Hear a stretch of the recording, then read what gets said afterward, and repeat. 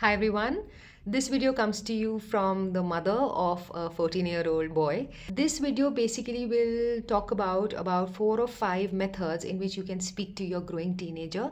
And more so, I'm going to try and focus on conversations that are hard because those are the ones that are going to actually form knots in their head and later disallow them to navigate the world in a better way. I think one of the biggest things that we as parents have as a duty as on today is to be able to equip them with tools to navigate the world, because the world has a lot to offer. So I think parents who are parents of teenagers today, we are not really worried about what they're going to do in life. At least I hope not. At least I really hope that you're not still stuck in the cycle of आप क्या बनोगे, कितने पैसे कमाओगे, because वो तो वो कर ही लेंगे.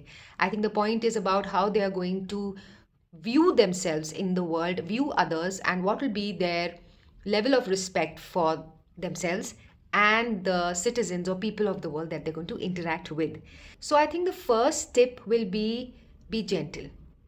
When I say gentle, then when you're talking, I have noticed over the years that I'm expecting an answer, and an answer that is in line with how I want him to reply. When I suspend that, then I see that I make a headway. And an underlying assumption here is that they are very intelligent. They may just be far more intelligent than us for the simple reason that we've been conditioned and they're less conditioned. So I see that every time I'm gentle with him and I've dropped expectation, it's a clearer path for him to answer. So the first is, please be gentle in the way you approach any emotional questioning.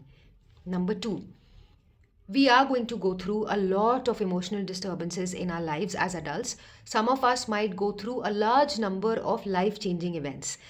And I'm one of them, where in front of my child, there have been very extreme life changing events. Now, that puts even more pressure on parents and especially the mother. So, here's another tip number two that I would like to share with you is to be completely honest. It goes such a long way if you're honest, because I'll do a little digression here. I just finished something called inner child therapy, where I was introduced to the child in me, right? When I got introduced to that child, that's when I realized that that child is very close to the original voice, the voice that we all share, which we call the universe, or the one, the soul of the earth, or the truth. So when I met my own child is when I realized that she has a very universal intelligence. It is an intelligence that is completely untarnished. So this is where, if you're honest, then you will notice that your child, who's the closest to their voice, will respond beautifully well. So please don't be scared about scaring the child or thinking, what if I tell him or her that I'm scared or I'm sad or I'm angry, then God knows what will happen. No, please be as honest as possible.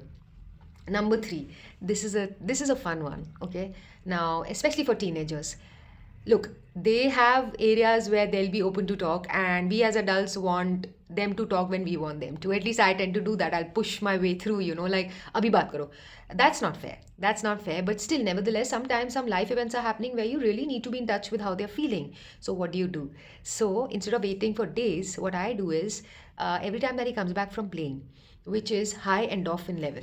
So when your endorphins are high, then that time you are at a better state of reception and perception as a child. So that is something that I've seen works. So the moment I see that he's come back from playing, he's already in an open receptive place. He tends to answer better. So see that about your child, observe it, and then question. Number four, when you are asking them about their feelings or emotions about any event or how they are feeling, or please talk to me, then it is a good idea to also let them know that it's okay for them to change their feelings over the days. Nothing is written in stone. We all know that change is the biggest constant. They need to be reminded of that.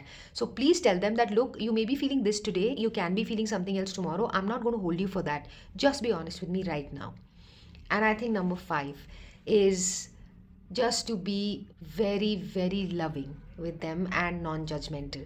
If they come up and say something which is probably even against you, that you're asking me all this, but I feel that even you did this wrong, uh take it in your stride, because that is how their trust in you will increase. Instead of saying, yeah, I'm not wrong, and this is the situation, and blame others or blame the situation, is not going to help.